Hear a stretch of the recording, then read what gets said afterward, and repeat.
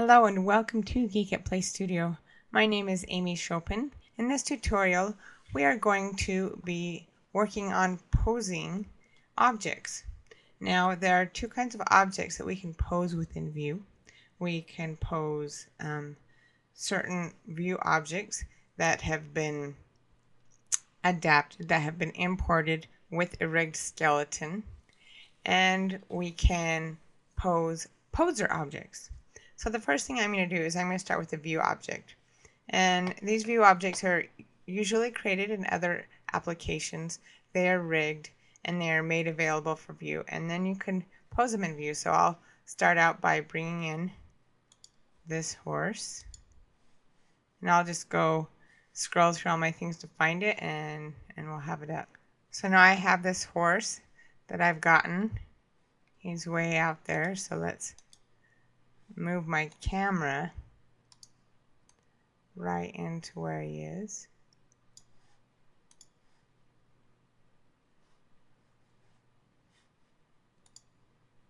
And you know, these objects, they appear very small when you import them into View oftentimes, but they truly are scaled to the View program, to the scale of what View is doing, because we're talking about digital nature, about scenery with mountains and lakes and large scale things.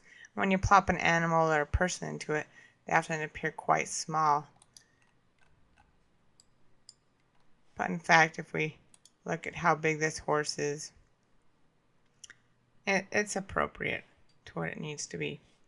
So now I have this horse, and I just kind of want to get it even a little bit closer in to the camera so that you can get a good look at what we're doing right here. If I right click and hit edit object or double click on that, we come up with the skeleton editor. And as you look at that skeleton editor, what you'll find is it opens up pelvis, hip, tail. It opens up to all of these different things right here. The hip opens up more to go all the way. In this case, we're starting from right here, from the pelvis, and then we're moving. Everything else is apparent to that. So if I just go follow the abdomen, we'll work with the tail right now. I just pick this tail, and you can see, let me zoom in there a little more here. That's easy to see. Look at how that's highlighted there. And if I move it right now, we're moving the whole horse because the whole horse is connected to that. But if I use my rotator tool, I'm actually able to rotate that tail. Then I can go to the next one and rotate that. And I can rotate it in any direction I want. You see it moving there with the top view, you know, and go down, and we can curve it around a little more. So that's just basically how you can pose within View. And then if you're adding keyframes in animation, and we'll be talking about animation later on, you'll be able to animate this animal within View. So those are just some of the nifty things that you can do in View. This is new with View 8. And so we've been able to do this the last two versions with poser objects, however. But when we've done it with poser objects, we have done it with Poser as a plugin, and you need to continue to do that when we have a poser object. So this, once again, is a VOB, a view object, and it has been imported. In the case, I believe the horse is imported from 3ds Max, and it was rigged there, and now we can use a rig inside of View. So that's pretty awesome. So I'm going to delete this horse, and now I'm going to import my poser object.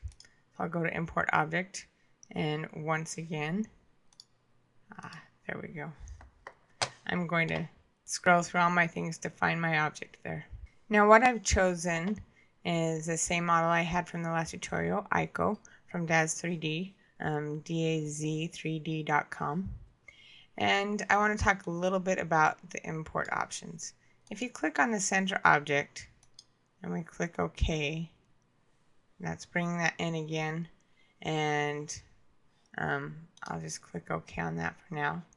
We'll see that she comes in right into the center, and it brings her into a nice place there.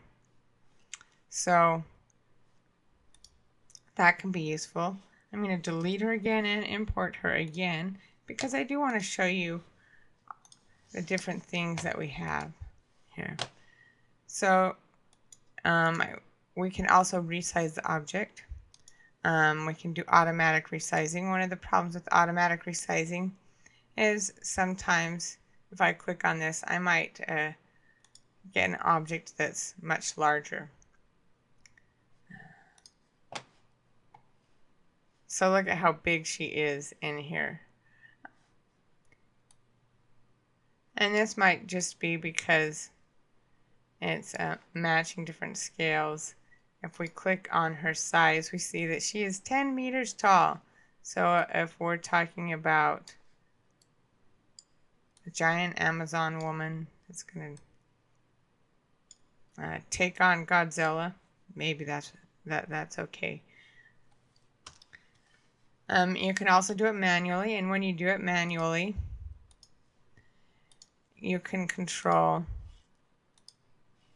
the largest dimension. In this case, you could have her at 1.75 meters. I played around with that. And that would be how tall she is, since that is the largest dimension, so you can work with that. In our case, she's actually quite the correct scale and size when we import her without having to resize her. Now, I have been ignoring this until now. Poser import options. You can import these poser imports as entire animations if you have View 8, Esprit, or above. Or you can get a module to go with the Pioneer to import these. Otherwise, you can just import Poser into it. And when you have these higher versions of View, you can allow reposing inside of View and render materials using the Poser shader tree or not.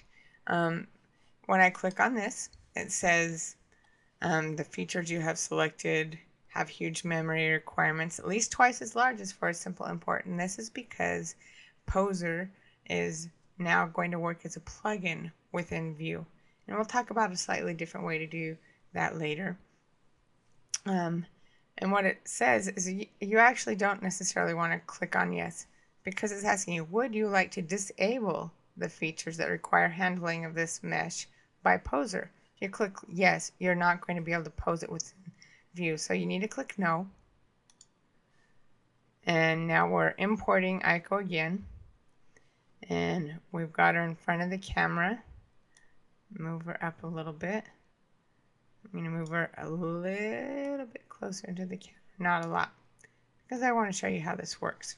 Once again, if I double click on her or right click edit object, I'm going to open up something to pose her. Pose ICO, pose her. Anyway, and this you see is different. This is Reposer. This is Poser working as a plugin within View. If you have good computer power, this should work very, very well. So we have body part hierarchy, and we open that up, and once again we see the same thing happening. In this case though, we don't have the controls in the OpenGL. If we click on one thing and we're looking at it here, we're not going to have that control in here. Instead, we have the controls using these numerically. So let me go ahead and work on the neck since we can see that. And I'm also, so you can see things a little bit easier, I'm going to turn her more towards the camera and zoom in. here at all angles so that you can get a good look at what I'm doing. And there, now you can see in the 3D views, and I will move my poser here. So I have the neck, the scale. If you mess with the scale, it's going to look funny. I can put 10 in here, and you just want to experiment a little with the numbers. And down here is a button that is apply. I click on apply, and look, wow, not what we want. So I'll go back to that being 1 and 1, and click apply. Now I've got her back down to normal. What's interesting is if you get to repose her. And these numbers, I'm twisting the neck now. Apply. And look, you see how she turned her neck. She turned her head a little bit because we're twisting the neck. And you don't have an undo button there. So just remember the default numbers. Usually they're 0. And using this numerically is sometimes a very nice way. I'm doing side now. And see how that is different. So just have to kind of see it and what they're doing. Now I'm going to put her back to normal and bend her neck. 30. And so now look, she bent her neck forward. Well, what if instead I do minus 30? And so negative numbers are going to move it in a different direction. And so that's basically how you can pose within view. And that can be a little bit tedious, but if you know how the numbers work, if you know how it works and you're used to this, then you can get really great results with that. So I'll select OK on that. Now, one other thing that you'll find that happens, what if you prefer moving her in poser? So we'll bring up poser here. You have to have poser anyway in order to be moving her inside of view, because poser object will not import into view, will not work with view unless you own poser. And if you are starting a view for the first time and you're importing a poser object to do all this awesome stuff with it, it's going to say you have to have poser, show us where it is, and you'll have to browse through and point to the application file of poser, and then view will work flawlessly with it. So here we have our poser object, and let's say I just want to change her arm a little bit. I'm going to move her arm up like that, and then I'm going to save that. So I've changed her pose within poser. I click on save, and it waits, and now I bring view back up, and now I have this on it saying this was modified in another application. Now I had to have pressed save in poser, but it gets modified. Do I want to reload it? I click yes, and I have the same options it's asking for. No, I don't want to disable it. I might want to do it, but there she is, once again changed with her arm moved up like that. And so that's basically how it works, being able to pose within view, being able to pose objects outside of view. And if you have a different object that you're working with the rig and you're changing it, any kind of object, any kind of changing, you're working with that object in another program, you save it, view will detect that save and say, do you want to reload this object? So if you prefer working with your rigs, working with your modeling, doing anything in another application outside of view, you're able to kind of work in view and let that still be consistent with the model that you're doing in the application, and it will reload it. So one of the nice things about view. Thank you for watching this Geekatplay tutorial. If you have any questions, want to know more about view, please visit us on the web at www.geekatplay.com.